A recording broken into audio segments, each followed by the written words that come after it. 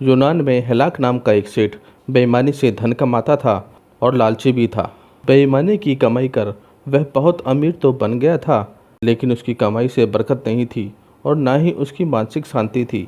उसकी कमाई कभी बीमारी पर खर्च हो जाती तो कभी चोरी हो जाती या फिर व्यर्थ के कामों में बर्बाद हो जाती।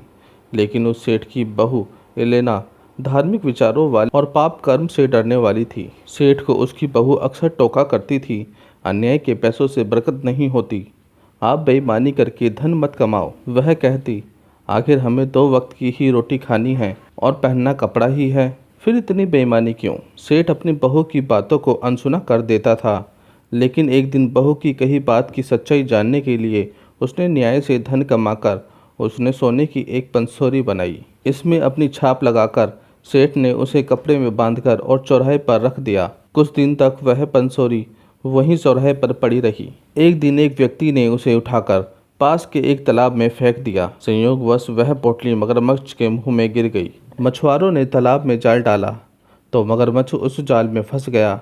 मछुआरों ने जब उस मगरमच्छ का पेट चीरा तो वह पंसोरी बाहर निकली और उन्होंने सेठ के नाम की छाप देखकर पंसोरी सेठ को वापस कर दी। सोने की पंसोरी वापस पाकर सेठ बहुत ही खुश हुआ।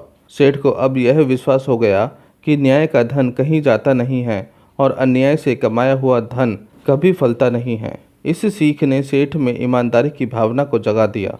इसके बाद उसने अन्याय और बेईमानी करना छोड़ दिया और ईमानदारी से धन कमाने लगा।